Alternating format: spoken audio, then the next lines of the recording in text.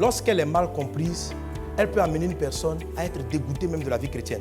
La mauvaise compréhension de la loi de la satiété peut vous amener à échouer sur le plan professionnel, familial.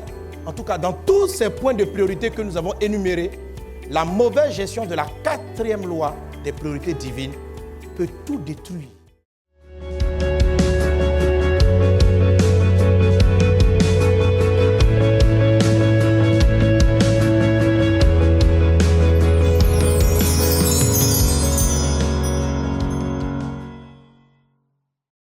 Aujourd'hui, nous allons aborder la 4e loi.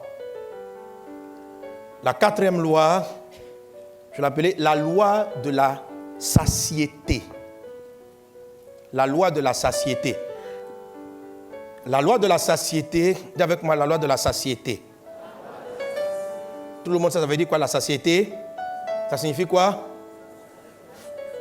Rassasié, être rassasié. Amen.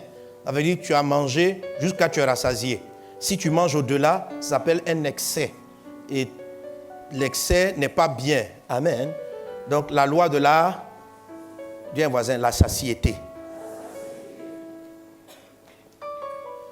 La loi de la satiété est la 2e partie de la loi des enfants et des petits chiens.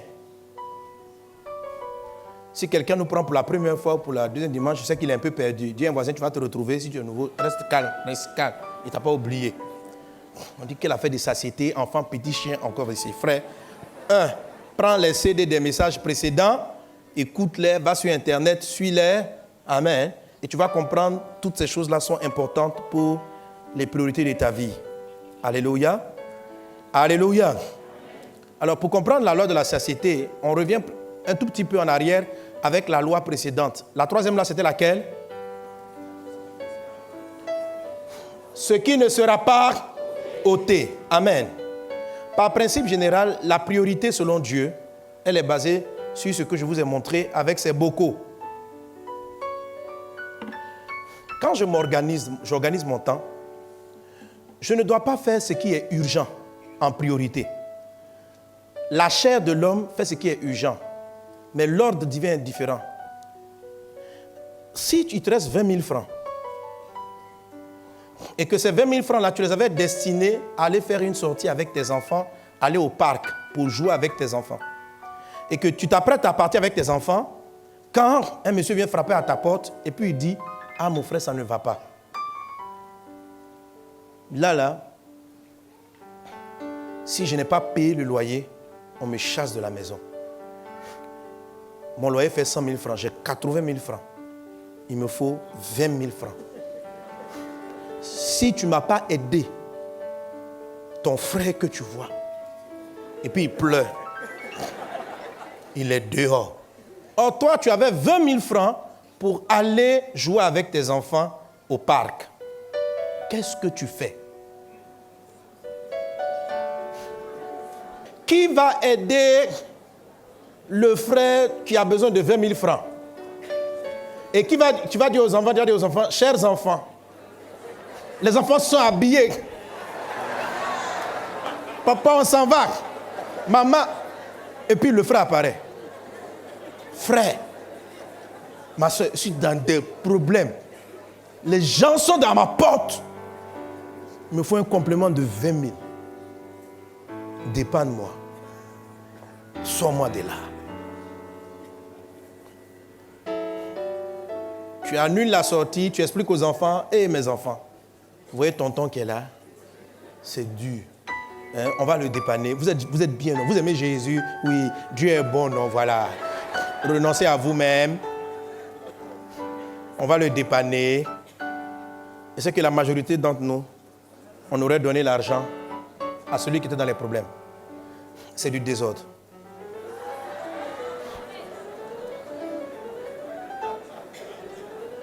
Mes amis, c'est du désordre. Écoutez, si l'ordre divin était naturel, la plupart d'entre nous seraient ordonnés. Je ne suis pas en train de... Je dis, savoir vous investir dans les priorités divines. Je n'ai pas parlé des priorités humaines. La chair favorise l'urgence. La chair et l'âme s'investissent d'abord dans ce qui est urgent. C'est-à-dire, le problème qui t'est posé à l'instant, tu essaies de le résoudre d'abord. Et puis après, tu vas résoudre les autres problèmes. C'est ça. C'est ça le problème. Ça vous paraît sage de le faire, mais c'est une erreur. C'est une erreur. Et je vous ai expliqué la dernière fois, on a montré dans la parole de Dieu, que spirituellement parlant, Dieu ne peut plus, quand tu agis dans le désordre de l'investissement financier, Dieu ne va pas bénir tes finances. Tes finances ne vont pas se multiplier. Sois conscient d'une chose, l'argent dont tu disposes est toujours insuffisant pour répondre à tous les besoins. Tu ne peux pas aider tout le monde. Mais Dieu est capable de multiplier tes acquis au point de leur permettre de s'occuper et de nourrir un plus grand nombre de personnes, à condition que tu respectes le principe des priorités divines, pas des priorités charnelles, ni des priorités humaines. Avoir couru derrière les priorités charnelles a créé beaucoup de problèmes et beaucoup d'embrouilles. Les gens sont rentrés dans des endettements, ils ont perdu de l'argent, ils ne savaient pas d'où ça venait, mais ça vient du désordre. C'est le désordre qui fait ça. Tu es désordonné. Tu marches dans un ordre qui est charnel. Tu agis avec tes émotions. Est-ce qu'on est ensemble? Et un des textes qu'on a utilisé pour illustrer cela, c'est celui de Jésus allant à une destination est rattrapé en chemin par une dame qui lui dit « Ma fille a des problèmes, viens l'aider. » Et Jésus va répondre à cette femme « Je n'ai été envoyé qu'aux brebis perdues de la maison d'Israël. » Ça veut dire que Jésus ne s'occupe pas de la dame qui le sollicitait parce qu'elle était cananéenne.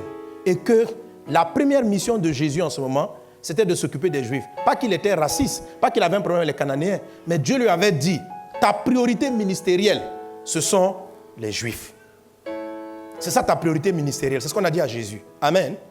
Maintenant, sur le chemin de l'accomplissement de sa priorité ministérielle, une femme qui n'est pas juive vient le voir pour lui dire « Bon, occupe-toi de moi, j'ai un problème sérieux. » À l'instant où Jésus était, il n'y avait pas de juif devant lui qui avait un problème. Mais Jésus n'a pas répondu à l'urgence. La dame avait un besoin urgent. Jésus s'est plutôt plié à sa priorité. Quelqu'un est-il avec moi? Il y a certains leur cœur ne veut pas accepter. Mais c'est parce que ton cœur n'accepte pas que depuis là, tu n'es pas. C'est pourquoi depuis là, tu n'es pas devenu multimillionnaire. Et que beaucoup d'aspects sont bloqués dans ta vie. Tu comprends? Amen. Les priorités divines d'abord. Quand on dit priorité, ça veut dire d'abord. Comme on dit, lorsque tu arrives, on dit la priorité à droite. Quand tu arrives au carrefour, priorité à droite, ça veut dire celui qui est à ta droite passe avant toi. C'est ce qu'on appelle la priorité. Qui passe avant? C'est ça la priorité. Amen. Amen. Jésus nous montre que la priorité n'est pas l'urgence. Ce n'est pas le premier venu qui est servi.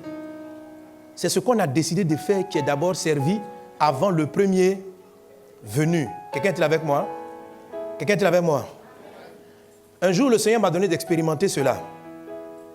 Je vais quitter les réunions à l'église. On avait fini tardivement. Et je rentrais à la maison. J'avais prévu aller prendre le dîner avec ma chérie, avec ma femme. On devait rester, prendre un petit temps ensemble. En tout cas, manger ensemble. On devait partager le repas. Et puis, en chemin, un ami m'appelle. Il dit, ah, pasteur, il faut que tu viennes. Il y a ma soeur qui est à l'agonie. Elle est en train de mourir. Je pense même qu'elle est déjà morte. Il faut que tu viennes maintenant, là. Nous sommes au CHU de Trècheville. Viens. On est en réanimation. Et moi, je partais avoir un moment de qualité avec ma femme. La chair va te dire, le moment de qualité, tu peux le remettre à demain. Mais ce n'est pas tous les jours les gens meurent. Donc, va t'occuper de la personne.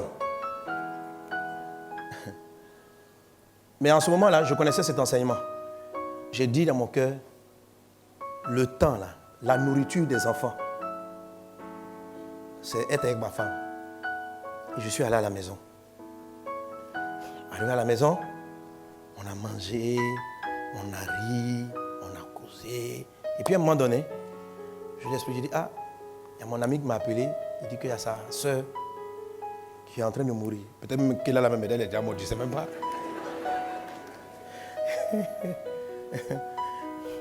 Elle dit, ok, elle a béni Dieu, on a rendu grâce, et je suis allé à l'hôpital.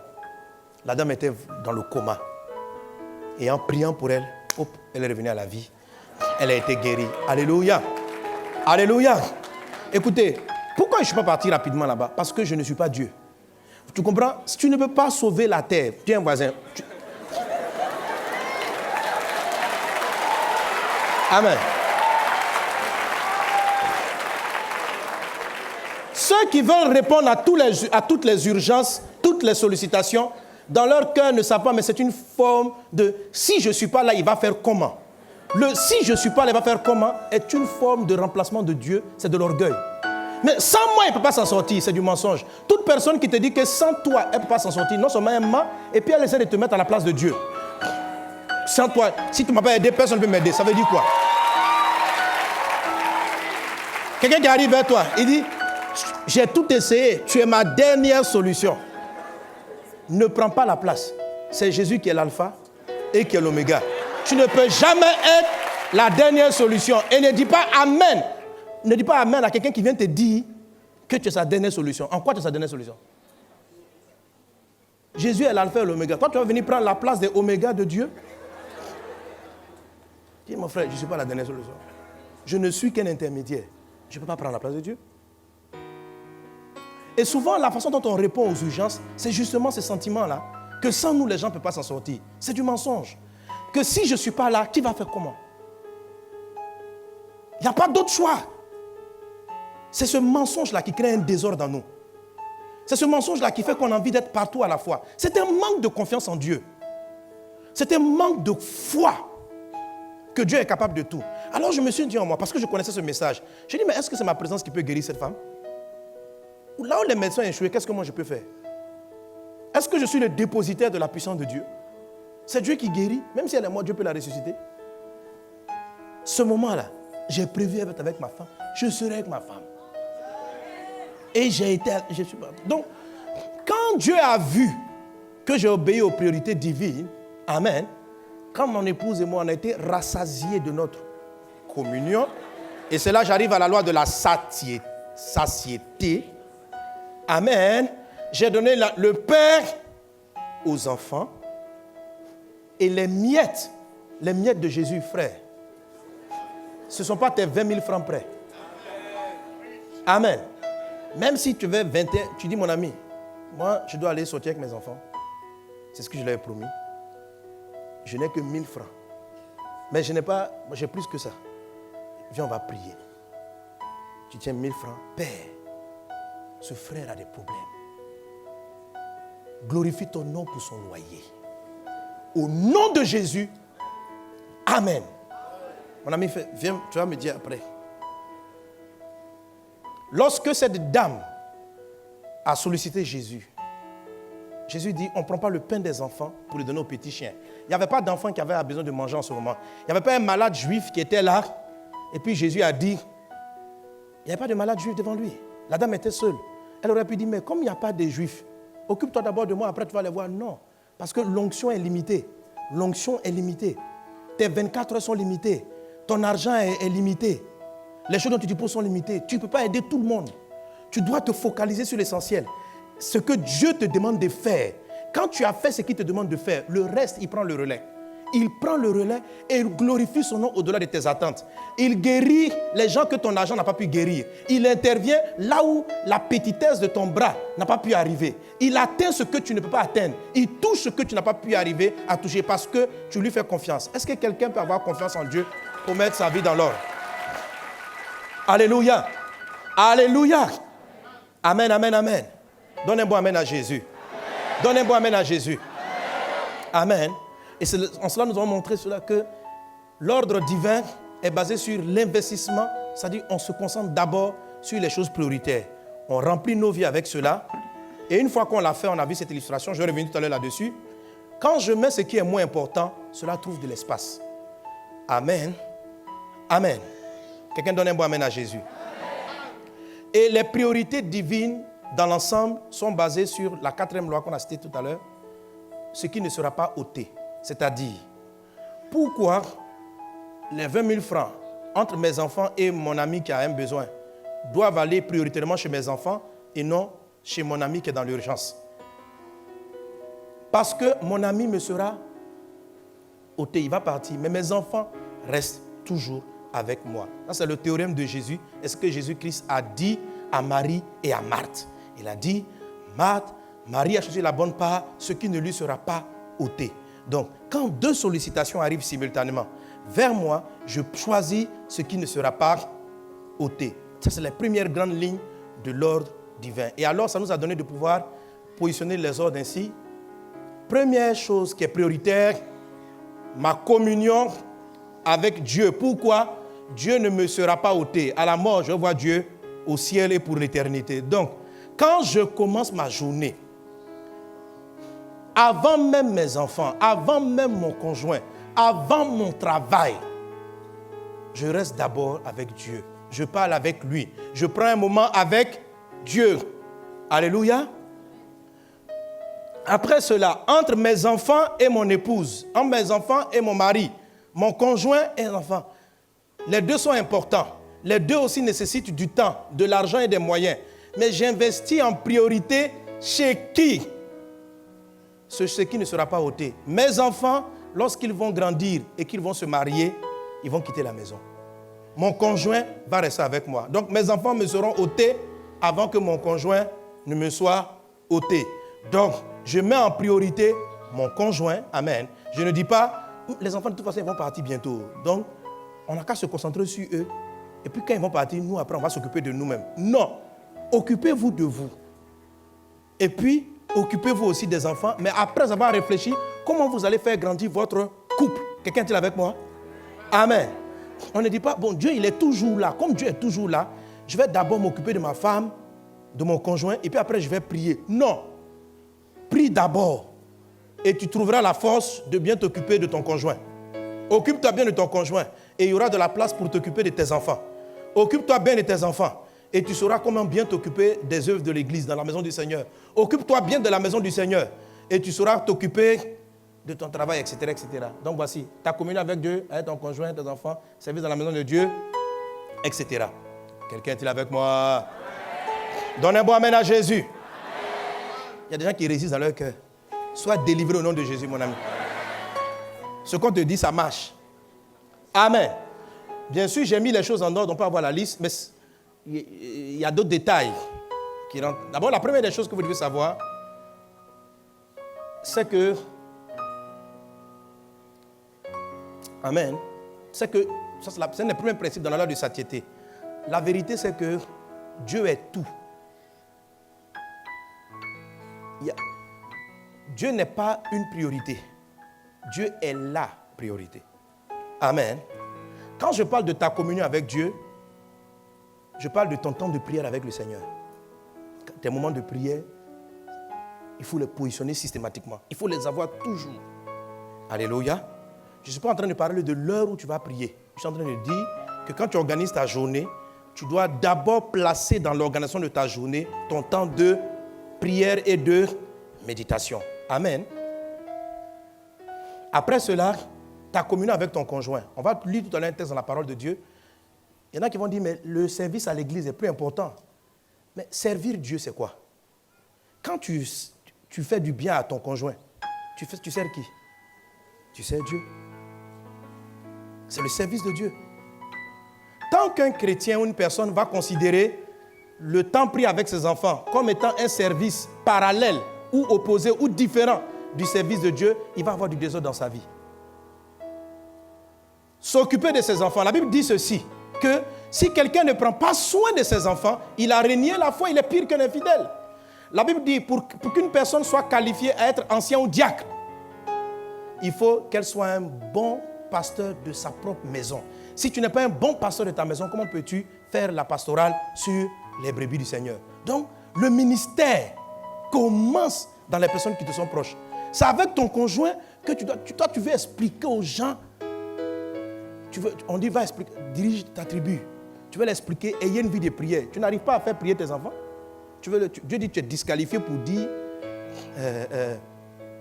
aux gens de ton département dans l'église, ayez une vie de prière.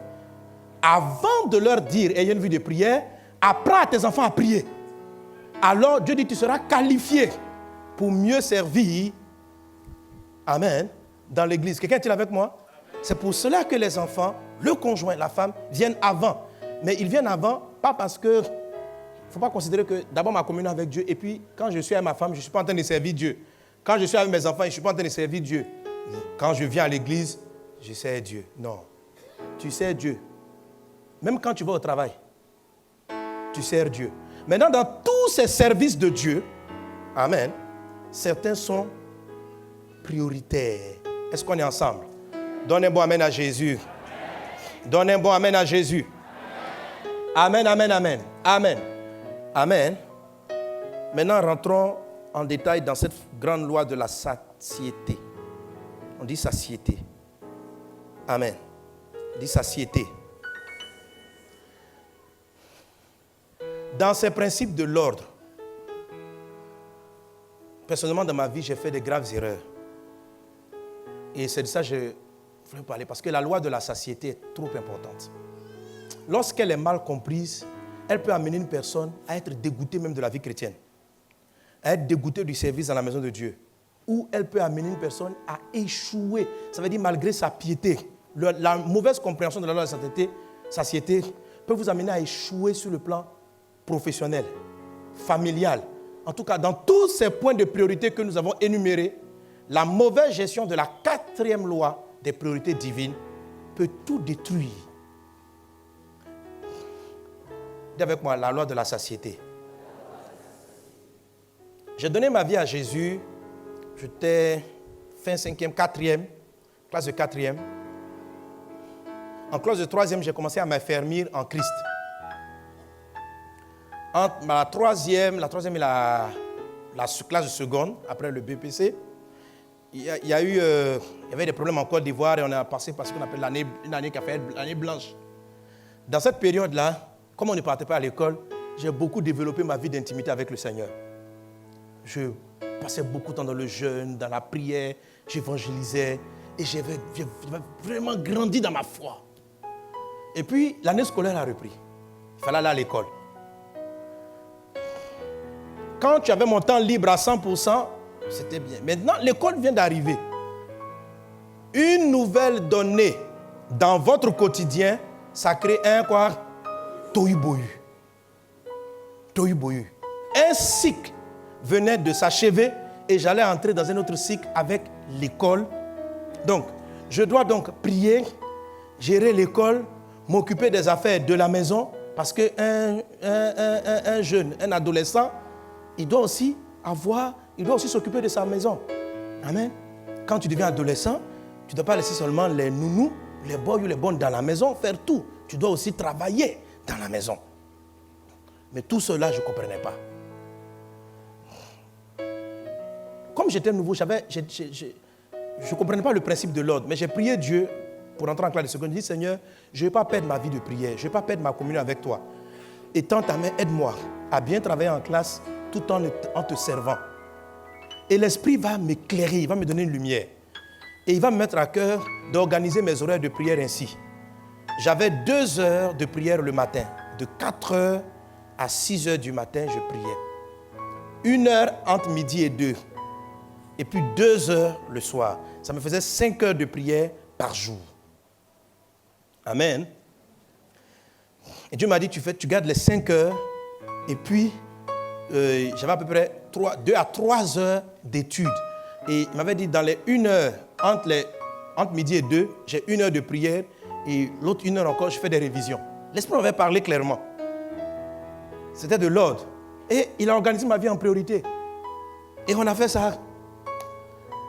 Et Dieu va multiplier mes acquis. Logiquement, un élève qui prie 5 heures, qui travaille 3 heures, on m'a dit que ce n'est pas trop normal. Mais en tout cas, avec mes 3 ou 4 petites heures de travail, Dieu m'a rendu brillant. Mais j'ai commencé à avoir des notes puissantes, très bonnes en mathématiques, en physique. Vraiment, j'ai découvert vraiment une intelligence dans les matières scientifiques. Gloire à Dieu. Et l'année a été bénie avec vraiment le soutien de mon prof de maths, de physique. J'ai été vivement recommandé pour la première C. Amen. J'arrive en classe de première C. Nouvelle saison. Nouvelle classe, donc Tohu, Bohu. Et chaque classe a sa vérité présente. Moi-même, je choisis délibérément. Je dis ceci, je dis bon, quand je priais 5 heures, moi qui étais un élève qui avait en général 10, 11 en mathématiques, je me retrouve avec les 17, les 18 en moyenne, vraiment 15 de moyenne. Donc j'ai compris, plus je prie, plus mes notes s'améliorent. Vraiment. Donc quand la Bible dit chercher premièrement le royaume des cieux et de la justice, j'ai commencé à mal comprendre le verset. On dit premièrement, on n'a pas dit exclusivement. Comme la Bible dit chercher premièrement, alors j'ai exagéré. Je suis passé de 5 heures de prière par jour à près de 8 heures, sinon quelquefois 10 heures. Là, j'ai quitté la ville de Daloa. Maintenant, là, on n'était plus ensemble, je suis parti à Gagnoa. Le matin, de 4 heures à 6 heures, 2 heures de prière. Entre midi et 2, au lieu de faire 1 heure, j'ai fait 2 heures. Le soir, quand je finis, on descend à 17 heures, je vais à l'église avant que le culte du soir commence. Le jour, il y a culte. En tout cas, je me vais à l'église tous les soirs. Je prie 2 heures. Si le culte commence à 19 heures, je reste 2 heures. Le culte commence à 19 heures, on finit à 21 heures. J'arrive à la maison, je prie 2 heures encore. Et puis, je garde 30 minutes dans le sommeil. Mais comme Dieu est avant toute chose, je dois favoriser mon heure de réveil à 4 heures. Donc, je ne peux pas me permettre d'étudier jusqu'à 1 heure du matin, sans quoi ça va empiéter la priorité, qui est la prière à 4 heures. Et donc, j'étudiais très peu. Mon niveau d'études, j'ai arrêté d'étudier pratiquement. Et j'ai respecté mes heures de prière entre 8 et 10 heures par jour. Ce qui va se produire, ce qui devait arriver, arriva. Frère, tu peux prier beaucoup et te ramasser des problèmes en pleine figure. Et j'ai compris, parce que les gens ne comprennent pas la loi de la sainteté, j'ai compris pourquoi il y avait beaucoup de gens à l'église. Et parmi les gens qu'on disait zélés, beaucoup de gens qui dans la vie pratique étaient médiocres. Il y a beaucoup de gens zélés qui jeûnent 40 jours, vous les voyez gênés. La piété, mais dans la vie, c'est l'échec. Et ils donnent l'image que plus on est pieux, plus on a des problèmes. Frère, ces gens-là, c'est le désordre. Ils marchent, ce qu'ils font, ce n'est pas la volonté de Dieu. Au point aujourd'hui, il y a des gens qui ont peur de se consacrer. La consécration ressemble à ne plus rien faire. Et pendant cette projetée dans les nuages, tu planes, quoi. Tu te crois, tu es trop spirituel. L'ordre divin. Est-ce qu'on est ensemble? Est-ce qu'on est ensemble?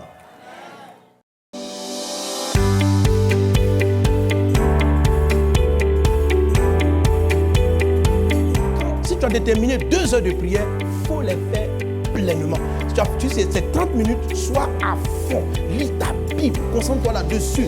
Coupe ton téléphone, ne sois pas distrait, ne te mets pas à prier. Sinon, est-ce que tu imagines quand on mange en désordre, tu vois comment ça fait? Tu manges un peu, tu cours ici, après tu n'es pas rassasié. Quand tu es avec Dieu, sois dans la prière, prie la Bible. Médite à fond.